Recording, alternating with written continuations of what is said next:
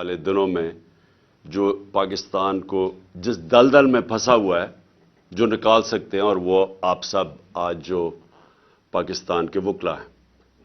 تو میں سب سے پہلے 3-4 فیزز میں بات کروں گا. پہلی چیز کہ جو پاکستان کا آج کرائسس ہے، اگر آپ کسی اکانومسٹ سے پوچھ لیں، کسی جو پولیٹیکل اکانومی سمجھتا ہے اس سے پوچھ لیں، اس ملک کی تاریخ میں اتنا بڑا کرائسس نہیں آیا جو آج آ چکا ہے. اور یہ کرائسس مینوفیکچر کیا گیا ہے، یہ نیچرل کرائسس نہیں ہے. یہ ایک آدمی نے فیصلہ کیا رجیم چینج کرنے کا، سازش کی، اور بھی لوگ ہوں گے اس کے سامنے، لیکن ایک آدمی کے فیصلے کی وجہ سے یہ گورنمنٹ گرائی گئی اور یہ کرائسس شروع کیا گیا اور آج ادھر پہنچ گیا ہے جدھر میں صرف آپ کو بتاتا ہوں کہ ہم آج کدھر پھنسے ہوئے ہیں. آج یہ جو اقتدار میں بیٹھے ہوئے ہیں یہ سب فیل ہو چکے ہیں، کیونکہ اس وقت ان کے پاس کوئی حل نہیں رہ گیا کہ معیشت کو ٹھیک کیسے کرنا ہے. سب نے امید لگائی ہوئی ہے کہ کسی طرح کہیں سعودی عربیہ سے پیسے مل جائیں، یا ہمیں کوئی چائنا پیسے دے دے، یا ہم سیلاب کو بیچیں اور کسی طرح سیلاب سے پیسہ لے لیں. سارے بھاگے گئے کلائمیٹ چینج کی کانفرنس جنیوا میں، اور کوشش سب نے کی کہ کسی طرح وہ ہم کہیں جی ہم کلائمیٹ میں متاثر ہیں، آپ پیسے دے دیں. کوئی پیسے دینے کے لیے تیار نہیں ہے. سعودی عربیہ نے سٹیٹمنٹ دے دی ہے کہ اب ہم وہ ویسے پیسے نہیں دیں گے جو ہم پہلے دیتے تھے، ہم کنڈیشنز کر کے پیسے دیں گے، یعنی اگر آپ اپنے ملک میں یہ کریں گے تو پیسہ آئے گا. تو سارے جتنے 8 مہینے میں دنیا کے چکر لگا لیے ہیں، کبھی اتنے میں نے 3.5 سال میں اتنے دورے نہیں کیے جتنے شہباز شریف نے یہ 8-9 مہینے میں کر لیے ہیں. اور بلاول زرداری تو کبھی پاکستان میں ملتا ہی نہیں ہے، وہ سارا وقت دنیا کے چکر لگا رہا ہے، کوئی پیسے نہیں دے رہا. میں جو آپ سے آج بات کرنا چاہتا ہوں، پاکستان کدھر پھنس گیا. ہم ان لوگوں کے ہاتھ میں پھنس گئے ہیں جو 30 سال سے پاکستان میں اقتدار میں ہیں، اور ان کے 30 سالوں کے اقتدار میں پہلے ہندوستان آگے گیا پاکستان سے، پھر بنگلہ دیش آگے نکل گیا پاکستان سے. آپ سب کو پتا ہونا چاہیے کہ ڈاکٹر عشرت حسین اپنی کتاب میں لکھتے ہیں کہ 90 کی دہائی تک پاکستان کے سارے اکنامک انڈیکیٹر سارے بر صغیر میں سب سے آگے تھے. جب سے یہ 2 خاندان آئے ہیں، ان کی دولت میں مسلسل اضافہ ہوتا گیا، یہ پاکستان کے امیر ترین خاندان بن گئے ہیں اور ان کا پیسہ باہر پڑا ہے. لیکن پاکستان آہستہ آہستہ ڈوبتا گرتا آج ادھر پہنچ گیا ہے کہ ہمارے پاس اس ملک کی تاریخ کے سب سے کم ریزروز رہ گئے ہیں. ہم ادھر کھڑے ہیں جدھر آج دنیا پریڈکٹ کر رہی ہے کہ پاکستان میں سری لنکا کا سچویشن آنے لگا ہے. ہمارے آج وہ حال ہے، آج بزنس کمیونٹی سے پوچھیں کہ آج پاکستان کدھر کھڑا ہے. اس ملک کی تاریخ میں کوئی تصور نہیں کر سکتا تھا کہ ہم اتنا نیچے جا سکتے ہیں. آج ہمارے پاس LCs کھولنے کے پیسے نہیں ہیں، اور خوف یہ ہے کہ جس طرح سری لنکا میں آخر میں تیل کے لیے پیسے نہیں بچیں گے جب تک کہ کوئی پیسہ نہ دے. اور پیسہ کس نے اب دینا ہے؟ کوئی باہر سے پیسہ دینے کے لیے تیار نہیں ہے. ہمارے پاس کوئی اب کمرشل بینک پاکستان کو لینڈ کرنے کے لیے نہیں تیار، کیونکہ پاکستان کا جو ڈیفالٹ رسک ریشو ہے وہ 5% تھا جب اپریل میں، آج وہ تقریباً 90% پہنچ گیا. یعنی لوگوں کو اب کوئی اعتماد نہیں کہ پاکستان کو اگر پیسے دے وہ واپس کرے گا. اور IMF اب پیسے تب دے گا جب ہم ان کی شرائط مانیں. ان کی شرائط اب یہ ہیں کہ ہر چیز اب مہنگی ہونے لگی ہے. اگر ہم شرائط مانتے ہیں تو اگر آج 50 سال میں سب سے زیادہ مہنگائی ہے تو ان کی شرائط مانگیں گے تو یہ مزید اور مہنگائی 50% اور بڑھ جائے گی. ہر چیز مہنگی ہوگی کیونکہ روپیہ گرے گا، اور جب روپیہ گرے گا تیل مہنگا، ڈیزل پٹرول کی قیمتوں میں، بجلی کی قیمتوں میں اضافہ، اور اس کے علاوہ جو بھی ہم سمجھتے ہیں کہ جو بزنسز جو انٹرسٹ ریٹ ہے وہ سکویز ہوتی جائیں گی, بے روزگاری بڑھ رہی ہے, فیکٹریاں بند ہو رہی ہیں. سو اس لیے جدھر آج ہم کھڑے ہیں, میں اب آپ سب کے سامنے کہنا چاہتا ہوں کہ صرف ایک طریقہ ہے نکلنے کا, اور باقی چیزیں آپ کئی کر سکتے ہیں, لیکن سب سے پہلے ایک طریقہ ہے, اور اس میں آپ سب کی اس ملک کو اب مدد ہے, اور وہ ہے rule of law. Rule of law کا مطلب یہ ہے کہ ایک ملک کے اندر جو انصاف کا نظام ہے اس کے اوپر لوگوں کو اعتماد ہو. اس ملک میں کمزور اور طاقتور کے لیے ایک ہی قانون ہو. اس کو رول آف لا کہتے ہیں. میرے نبی صلی اللہ علیہ وسلم نے مدینہ کی ریاست میں, اور یاد رکھے ہمیں حکم ہے اللہ کا کہ ان کی سنت پہ چلو, ان کی زندگی سے سیکھو. کیوں اللہ نے حکم کیا تھا؟ کہ ان سے بڑا کوئی کامیاب انسان آیا ہی نہیں ہے اس دنیا میں, نہ آ سکتا ہے. اور انہوں نے جو ریاست قائم کی تھی, یہ یاد رکھیں کہ وہ جو ریاست قائم کی تھی وہ اس میں 627 میں جنگ خندق تھی, جدھر مسلمان بال امہ بچی, اور اس کے 10 سال کے بعد 2 سپر پاورز رومن ایمپائر اور پرشین ایمپائر ان کے سامنے گھٹنے ٹیک گیا 10 سال کے بعد. یہ تاریخ کی فیکٹ بتا رہا ہوں. تو انہوں نے چینج کیا تھا, ایک ان لوگوں کی جن کی حیثیت نہیں تھی ان کو ورلڈ لیڈرز بنا دیا تھا, دنیا کی امامت کی تھی. اور یہ تاریخ میں ہے, سب سے عظیم سیویلائزیشن بنا تھا, ہر سائنسز میں انہوں نے لیڈ کیا تھا. تو انہوں نے جو سب سے پہلے مدینہ کی ریاست میں چیز قائم کی تھی, رول آف لا, انصاف قائم کیا تھا, عدل اور انصاف, کہ میری بیٹی بھی اگر چوری کرے تو اس کو سزا ملے گی. تمہارے سے پہلے قومیں تباہ ہوئی جو طاقتور کے لیے ایک قانون اور کمزور کے لیے دوسرا. یہ ہے میرے پاکستان کے وکیلوں, یہ ہے پاکستان کا سب سے بڑا مسئلہ. اس کے ساتھ جڑی ہوئی ہے معیشت. پہلے انصاف آتا ہے پھر خوشحالی آتی ہے. پاکستان یہاں اس لیے نہیں گرا کہ ہمارے پاس وسائل کی کمی ہے یا انصاف کی کمی ہے. آپ کے سامنے ہے جو ہو رہا ہے پاکستان میں, کہ نامور ڈاکوؤں کو, جن کے اوپر ہمارے دور میں نہیں پرانے کیسز تھے, اربوں روپے کے کیسز تھے, ان کو پہلے اوپر سازش کے تحت بٹھایا گیا اور انہوں نے اپنی ساری چوریاں معاف کر لی.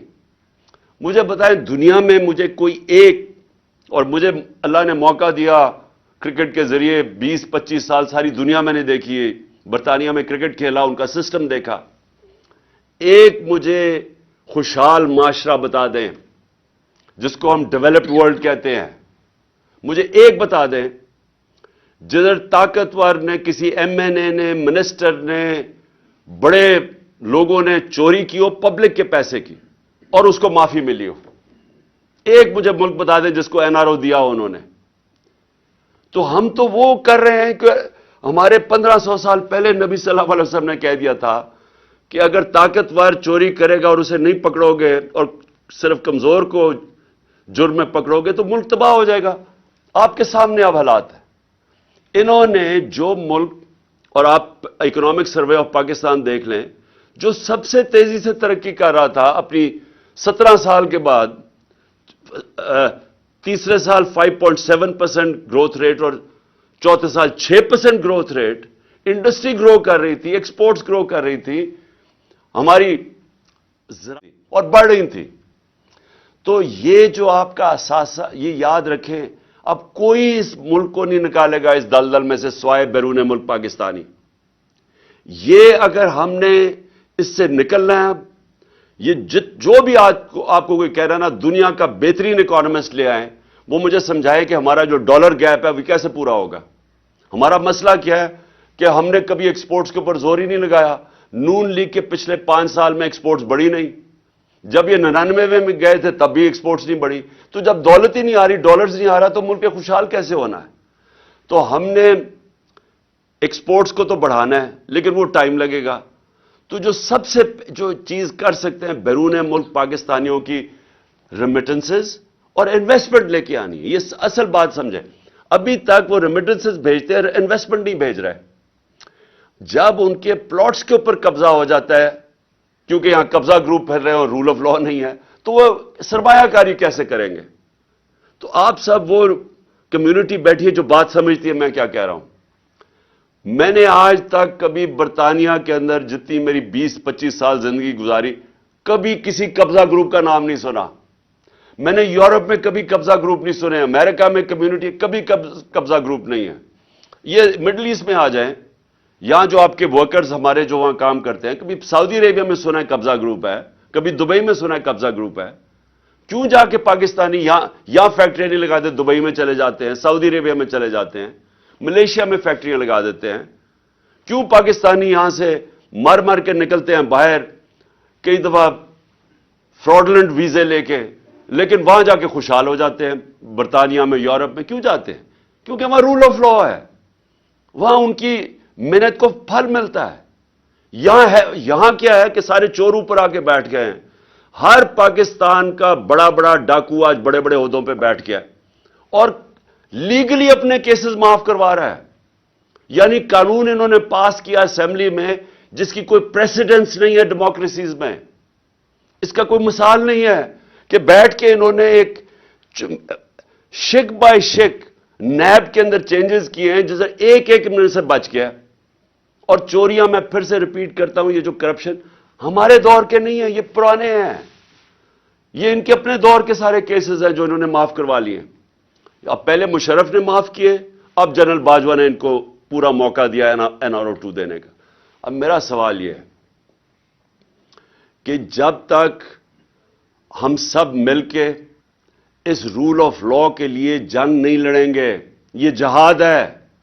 انصاف کے لیے تو سارے اللہ کے پیغمبروں نے حکم دیا تھا. جو جہاد, یہ جہاد کا کانسیپٹ کیا ہے؟ جہاد کا ہر کوئی جہاد کہتا ہے. جہاد کی سب سے بڑی چیز ہے نا انصافی, ظلم کا مقابلہ کرنا جہاد ہے. حضرت علی کا قول ہے کہ کفر کا نظام چل جائے گا لیکن نا انصافی اور ظلم کا نظام نہیں چل سکتا, اس لیے پاکستان کا نظام نہیں چل رہا. تو جب تک ہم مل کے مقابلہ نہیں کریں گے کہ یہ جو لوگ طاقتور اوپر آ کے بیٹھ گئے ہیں اور قانون سے اوپر اپنے آپ کو کر لیا, یہ کیسے ہو سکتا ہے کہ ایکس پرائم منسٹر, سب سے بڑی پارٹی کا ہیڈ, میں اپنی FIR نہیں رجسٹر کروا سکا؟ مجھے بتائیں, عام آدمی جو آتا ہے محنت کر کے اوورسیز پاکستانی اور پاکستان میں انویسٹمنٹ کرتا ہے, اس کا طاقتور سے ٹاکرا ہو جائے تو اس کو کون بچائے گا؟ مغرب میں اس کو بچاتے ہیں. ان کا جو لا ہے وہ پروٹیکٹ کرتا ہے کمزور کو, جس کو انصاف کہتے ہیں. حضرت ابو بکر جب خلیفہ بنے, پہلے تو نبی صلی اللہ علیہ وسلم نے سب سے پہلے عدل اور انصاف قائم کیا مدینہ میں. حضرت ابو بکر خلیفہ بنے, ان کی پہلی سٹیٹمنٹ سن لیں کہ کمزور اور طاقتور کو میں قانون کے سامنے ایک برابر کروں گا, انصاف قائم کروں گا. حضرت عمر خلیفہ بنے, سب سے پہلے انہوں نے کہا کہ میں انصاف قائم کروں گا. حضرت علی کی پہلی سٹیٹمنٹ پڑھ لیں, انصاف قائم کروں گا. بڑی دیر کے بعد عمر بن عبد العزیز آئے, اس کے کئی سالوں کے بعد, انہوں نے سب سے پہلے انصاف قائم کیا. دیکھیں انصاف کا جو نظام ہوتا ہے, جس طرح نیلسن منڈیلا نے کہا کہ اگر آپ نے غربت کم کرنی ہے تو انصاف قائم کرو. نیلسن منڈیلا کہہ رہا ہے. یہ تو میرا سب کے لیے کہ ہمارے ملک میں وہ نظام جدھر اعظم سواتی کو, یعنی ایک سینیٹر کو ایک ٹویٹ کرنے پہ, اور سچی ٹویٹ جو ایک پولیٹیشین کا کام ہے کرنا, میرا کام ہے کہ اگر پبلک کا پیسہ چوری ہو رہا ہو تو میرا کام ہے اس کے اوپر آواز بلند کرنا. تو وہ NRO2 کہتا ہے کہ جنرل باجوہ نے دیا ہے, اس کے اوپر اس کے پوتے پوتیوں کے سامنے تشدد کیا گیا. صبح کے 3 بجے ان کے سامنے ننگا کر کے باہر میں لے جا کے اس کو مارا گیا, ظلم کیا گیا اس کے اوپر. اس کے بعد پھر اس کے اوپر 30 کیسز کیے گئے. میں اپنا کیس FIR نہیں رجسٹر کروا سکا, لیکن اس کے اوپر سارے پاکستان میں, کوئٹہ میں, سندھ میں, کوئٹہ کی سردی کے اندر ایک کمبل کے ساتھ اس کو رکھ دیا. یعنی ایک 75 سال کے آدمی سے ایک ٹویٹ کے اوپر یہ ہوا ہے. اس کا مطلب کہ وہ اتنا بڑا فرعون تھا کہ اس ملک میں وہ اتنا قانون سے اوپر تھا کہ آپ اس کی تنقید نہیں کر سکے. ساری مغرب میں پاکستان کی بدنامی ہوئی, سارے اخباروں کے اندر آیا کہ پاکستان کے سینٹ کو اس طرح کیا گیا, کسٹوڈیل ٹارچر کی گئی, اس سے پہلے شہباز گل, پھر یہ جو ارشد شریف سے ہوا. تو یہ تو ہماری لیگل کمیونٹی کی سب سے پہلے ذمہ داری تھی کہ ہم اس کے اوپر سٹینڈ لیں.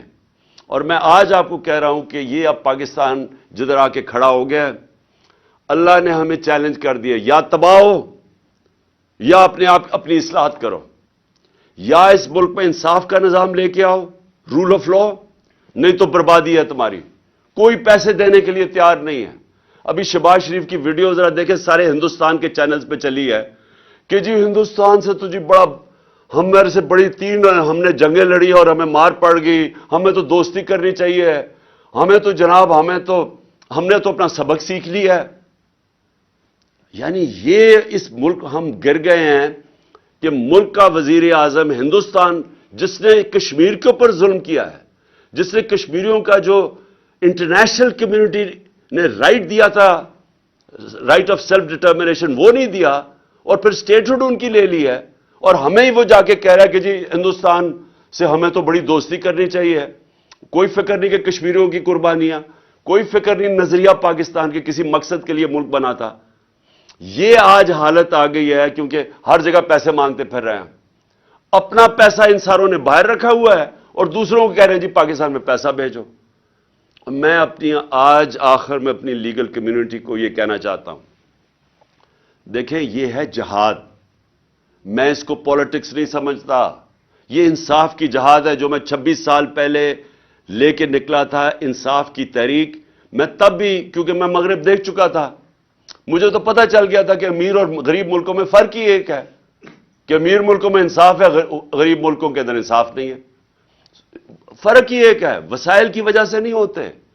تو میں تب سے یہ پوری کیمپین کر رہا ہوں, آزاد عدلیہ کی میں نے پوری شرکت کی, جیل میں مجھے ڈالا اس پہ. اب پھر نکلا ہوا ہوں کہ یہ کیسے ہو سکتا ہے کہ جناب ایک ایجنسیز کے آدمی کا نام آ گیا تو میں ایف آئی آر ہی نہیں کاٹ سکتا. مجھے پتہ ہے انہوں نے کیا ہے, میں پہلے سے بتا رہا تھا کہ پلان بنا ہوا ہے. میں نے اس کے اوپر پورا, مجھے یہ سارا جب پلان انہوں نے ویڈیو بنائی اور یہ جو کیمپین کی, اسٹیٹ ٹی وی کے اوپر اشتہار چلائے کہ عمران خان نے توہین رسالت کی ہے اور توہین مذہب کی ہے, اور پورا پروپیگنڈا کر کے میں نے تب کہا کہ یہ دینی اتحاد پسند کے ذریعے میرے اوپر واردات کریں گے. میں نے 2 مہینے 1.5 مہینے پہلے جلسے میں کہہ دیا تھا یہ پلان ان کا یہ ہے. مجھے پتا تھا اس کے پیچھے کون ہے, 3 نام میں نے لیے, میں ابھی بھی مجھے پتا ہے کہ انہوں نے کیا ہے, ہر چیز انہوں نے کیا. اس کے بعد پہلے جو انہوں نے پولیس والوں کو کنٹرول کیا, جس طرح پولیس والے جس نے ویڈیو بنائی وہ جے آئی ٹی کے سامنے اسے انکار کر دیا آنے سے. سی ٹی ڈی والوں نے جنہوں نے دوسری ویڈیو بنائی ان سے پوچھا, انہوں نے انکار کر دیا آنے کو. کون ان کو حکم کر رہا تھا؟ ہماری گورنمنٹ ہے پنجاب میں, لیکن اپنی پولیس ہماری بات نہیں سن رہی, کیونکہ ہمارے سے بھی طاقتور لوگ بیٹھے ہوئے ہیں یہاں جو فیصلے کرتے ہیں ملک کے بند کمروں میں, جو اتنے طاقتور ہیں کہ پولیس گورنمنٹ کی نہیں سن رہی ہے, الیکٹڈ گورنمنٹ کی, وہ سن رہی ہے اوپر سے طاقتور جو چاہتے نہیں ہے انصاف ہو, جو روک رہے ہیں انصاف کو. پولیس بھی نہیں آ رہی. اور پھر جو 4 سی ٹی ڈی کے جو ہماری جے آئی ٹی کے ممبرز تھے, چاروں نے جا کے کوئی اور بیان دے دیا جا کے عدالت میں, جب ان کی سٹیٹمنٹس ہیں, اور عدالت کہہ دیتے ہیں کہ ایک ہی شوٹر تھا. انہوں میں سے جو ایک جا کے بیان دیتا ہے کہ ایک ہی شوٹر ہے, اس کی اپنی ایویڈنس ہے کہ اس نے چھت پہ جا کے دوسرے شوٹر کی گولیاں ریکور کی ہیں. تو یہ کون ہے جو روک رہا ہے انصاف کو؟ اور میں پھر سے کرتا ہوں کہ چھوڑے عمران خان ہے, پاکستان کا ایکس پرائم منسٹر اور سب سے بڑی پارٹی کے جس کے اوپر قاتلانہ حملہ ہوتا ہے, میں نہیں انصاف مجھے میرے اور جو جے آئی ٹی بن رہی ہے اس کو سیبوٹاج کیا جا رہا ہے. اور اگر مجھے کسی تھوڑا سا بھی شک تھا نا کہ یہ 3 بڑی بڑی طاقتور شخصیت جنہوں نے کیا ہے, یہ سارا شک میرا دور ہو گیا ہے. جس طرح یہ پوری کوشش کر رہے ہیں کہ کسی طرح انصاف نہ ملے, تو اگر مجھے انصاف نہیں مل سکتا تو سوچیں کہ عام آدمی کا کیا حال ہوگا, اور اوورسیز پاکستانی وہ کیوں پاکستان میں آ کے پیسہ لگائے گا جب اس کو اعتماد ہی نہیں ہے پاکستان کے جسٹس سسٹم میں. اس لیے میرا پھر سے میں کہتا ہوں کہ اللہ نے ہمیں چیلنج کر دیا ہے پاکستانی قوم کو, اگر آپ نے بچنا ہے تو اس ملک میں انصاف کا نظام لے کے آؤ. نہیں تو حضرت علی کا قول کہ کفر کا نظام چل جائے گا، ظلم کا نظام نہیں چل سکتا. یہ نظام نہیں چل سکتا. اب آگے کوئی پیسے دینے کے لیے تیار نہیں ہے. سیلابوں کو بیچتے رہے ہیں پیسے لینے کے لیے. اس سے پہلے ہم جی دہشت گردی کی جنگ لڑ رہے ہیں، ہمیں پیسے دو. ہم جی بنیاد پرستی کے ساتھ کھڑے ہیں، ہمیں پیسے دو. بیکاریوں کی طرح ہم پیسے مانگتے رہے ہیں، اپنی عزت کھو بیٹھے ہیں. اور آج یہ ٹائم آیا ہے جو ہندوستان کے ٹی وی پہ دیکھیں، جو شہباز شریف کا مذاق اڑ رہا ہے کہ شہباز شریف انہیں کہہ رہے ہیں ہم تو دوستی کرنا چاہتے ہیں، جس میں ساری ہماری غلطیاں ہیں کہ یہ دہشت گردی ہماری وجہ سے، جو ہندوستان کا موقف ہے. اور ہندوستان آگے سے کیا کہہ رہا ہے؟ پہلے آپ دہشت گردی ختم کرو پھر بات کریں گے. اس سے زیادہ ذلت میں نے نہیں اپنی تاریخ میں دیکھی کہ ہمارے ملک کی ہو. اور یہ آگے اگر ہم نے اپنے آپ کو نہ اصلاح کیا تو مجھے خوف ہے کہ آگے مزید ہمارے ملک کے وہ امتحان آنے والے ہیں جو برداشت نہیں کر سکیں گے. بہت بہت شکریہ. پاکستان زندہ باد.